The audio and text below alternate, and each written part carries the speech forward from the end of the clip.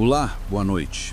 Eu sou o Rafael e vou contar algo que aconteceu comigo e com meu primo Marcos na Serra de Ouro Preto, em Minas Gerais, em outubro de 2015. Até hoje, cada vez que penso naquela noite, sinto o mesmo frio que subiu pela minha espinha naquela época. Naquela época, minha vida era tranquila e cheia de rotina. Durante o dia, ajudava meu pai na roça de café, cuidava dos animais e, à tarde, estudava no colégio da cidade. À noite, gostávamos de explorar a mata próxima à nossa casa, uma prática que meu pai sempre desencorajava, mas que eu e meu primo considerávamos aventura. Nossa casa ficava na encosta da serra, feita de pedra e madeira, com janelas que rangiam com o vento e um quintal de terra batida, onde cresciam pés de mandioca e milho. A estrada de barro que levava à vila subia serpenteando entre árvores nativas e arbustos densos. Naquele outubro, a tarde tinha sido quente e seca, mas, ao anoitecer, uma neblina fina desceu rapidamente, encobrindo o caminho. O vento trouxe um cheiro forte, pesado, quase de carniça, que nos fez parar por um instante. O cachorro da vizinha, um velho vira-lata chamado Tico, começou a rosnar para o nada, andando em círculos, como se pressentisse algo que não podíamos ver. O primeiro momento de medo aconteceu quando estávamos na varanda, preparando lamparinas para iluminar a casa. Tico começou a uivar baixo, mas de um jeito que não era normal. Vinha de dentro dele, estranho e prolongado. Foi então que ouvimos um uivo mais distante, vindo da mata. Longo e triste, mas com um timbre quase humano. Meu primo engoliu em seco e disse: "Rafael, você ouviu isso?" Nossos corações bateram mais rápido e a neblina parecia se fechar ainda mais sobre a estrada, tornando tudo mais silencioso, exceto pelos uivos e pelo vento que balançava as árvores. O segundo momento de medo veio pouco depois, quando resolvemos verificar a horta. Entre a neblina, percebemos algo observando. 2 olhos amarelados refletindo a luz da lamparina. Não piscavam, fixos em nós. Pareciam de um animal grande, mas a postura era quase humana. Quando tentei me aproximar, um odor pútrido tomou o ar, tão forte que me deu náusea.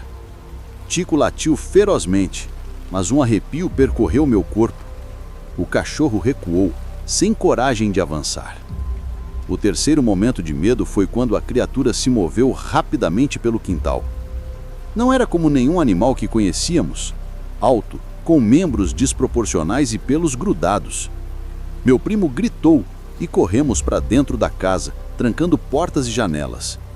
A criatura bateu contra a parede de madeira, deixando arranhões profundos, e soltou um uivo que parecia vibrar dentro do peito. Nós nos encolhemos no canto da sala, ouvindo o som da respiração pesada e passos pesados pelo quintal. O que nos deixou mais assustados foi perceber que aquilo não parecia um ataque aleatório. A criatura nos observava, estudava nossos movimentos. A noite parecia viva, com a neblina que se movia entre árvores, o vento trazendo odores estranhos e os uivos que vinham em coro da mata. A noite parecia interminável. Meu primo e eu permanecemos junto à porta trancada, tentando ouvir qualquer sinal da criatura. Mas o silêncio era enganoso. De repente, passos pesados ressoaram atrás da casa, esmagando gravetos e folhas secas. O cheiro de carniça ficou mais intenso, misturado à terra úmida da neblina que ainda cobria a serra. A adrenalina nos tomou, e por alguns segundos pensei que nunca mais veria o amanhecer. Decidimos que era preciso agir. Peguei um facão, que sempre ficava na cozinha, e meu primo uma velha enxada do quintal. Quando nos aproximamos da varanda, vimos a criatura parada entre árvores e arbustos, os olhos amarelados refletindo a luz da lamparina. Não piscavam, fixos em nós. Pareciam de um animal grande, mas a postura era quase humana. Quando tentei me aproximar, um odor pútrido tomou o ar, tão forte que me deu náusea. Tico latiu ferozmente, mas um arrepio percorreu meu corpo. O cachorro recuou, sem coragem de avançar. O primeiro confronto foi rápido e confuso. A criatura avançou com uma velocidade que não parecia humana, derrubando uma tábua do quintal. Meu primo tentou golpeá-la com a enxada, mas ela desviou com agilidade, emitindo um rosnado que misturava grito e rugido. O cão Tico, corajoso, atacou a criatura, mas levou um golpe e sumiu na neblina por alguns instantes. Nosso medo cresceu quando percebemos que não era só força, mas inteligência. O animal parecia calcular nossos movimentos como se estivesse brincando conosco. O segundo momento de tensão veio quando tentamos recuar para dentro da casa. A criatura corria em silêncio absoluto e o vento trouxe novamente aquele odor forte de carne podre. Ouvi um uivo ao longe que parecia chamar outros seres ou talvez ecoar como aviso. As árvores balançavam, os galhos se quebravam e o lampião na varanda tremelezia, criando sombras que se moviam sozinhas. Pela primeira vez senti que não estávamos lidando apenas com um animal, mas com algo que pertencia àquelas serras há muito tempo. No terceiro momento de medo, a criatura encostou-se na cerca de madeira, fazendo as tábuas rangerem e se quebrar. O som ecoou pelo quintal e Tico voltou, sangrando, se escondendo atrás de nós. Eu e meu primo nos abraçamos, tentando não gritar, enquanto observávamos aqueles olhos brilhando na penumbra. Pareciam compreender nossos medos, e por um instante pensei que a noite jamais acabaria.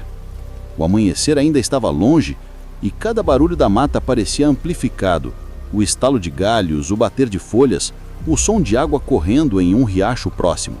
O vento trazia odores de terra e carniça, lembrando-nos que a presença não havia partido. Nos dias seguintes, vizinhos comentaram que ouviram uivos semelhantes nas noites anteriores e posteriores, reforçando a sensação de que a criatura rondava a região constantemente. A terceira noite foi a mais intensa. Ainda carregávamos o medo das 2 noites anteriores, mas decidimos que não podíamos permanecer parados. Armados com o facão e a enxada, saímos para investigar sinais da criatura. A neblina se adensava e cada passo parecia ecoar de maneira estranha na mata ao redor. O cheiro de carniça agora se misturava ao frio da madrugada, e o uivo distante parecia nos seguir por toda parte. De repente, a criatura surgiu novamente, desta vez mais próxima. A luz do lampião refletiu em seus olhos amarelados, que nos encaravam com uma intensidade quase humana. O corpo alto e peludo parecia se camuflar com as sombras, mas sua presença era impossível de ignorar. Tico tentou atacar, mas levou um golpe e recuou, para se esconder entre nossas pernas. Meu primo tentou golpeá-la, mas ela desviou com rapidez impressionante, fazendo com que percebêssemos que enfrentávamos algo muito além de um animal comum. A tensão chegou ao ápice quando a criatura avançou na direção da casa. Conseguimos trancar portas e janelas, mas a força do impacto fazia as paredes tremerem. Ouviu-se o estalo de madeira se quebrando e um rugido profundo que reverberava pelo quintal e se espalhava pela serra. Pela primeira vez, pensei seriamente que não sobreviveríamos à noite. Mas após minutos que pareceram horas, a criatura recuou. Não houve fuga, apenas um afastamento silencioso, como se a presença tivesse decidido nos poupar ou estivesse satisfeita com o medo que provocara. Ao amanhecer, rastros profundos de patas, marcas de garras na madeira e o corpo ensanguentado de Tico deixaram claro que a criatura realmente existia. O silêncio da manhã era pesado, quase palpável, e um arrepio percorreu minha espinha ao perceber que aquele encontro havia mudado para sempre nossa percepção da serra. Os vizinhos confirmaram relatos de uivos e avistamentos semelhantes, reforçando que a criatura não era apenas um mito, mas algo que habitava aquelas terras há muito tempo. O impacto emocional foi enorme. Eu e meu primo decidimos que nunca mais caminharíamos sozinhos à noite na serra, e a comunidade adotou medidas simples: velas nas janelas, vigílias e cuidado redobrado com animais. Mas a sensação de ser observado persistia. Cada vez que o vento trazia cheiro de carniça e um uivo distante atravessava a mata, lembrávamos daquilo que vimos. E até hoje, A lembrança daquelas noites permanece viva. A neblina, os uivos, os olhos refletindo a luz do lampião, o cheiro forte de carniça, uma presença antiga, inteligente e ameaçadora que nos ensinou da maneira mais intensa que nem toda lenda é apenas história. Se você tem um relato como este, compartilhe nos comentários ou envie para o canal. Boa noite e cuidado ao atravessar estradas desertas sob a lua cheia.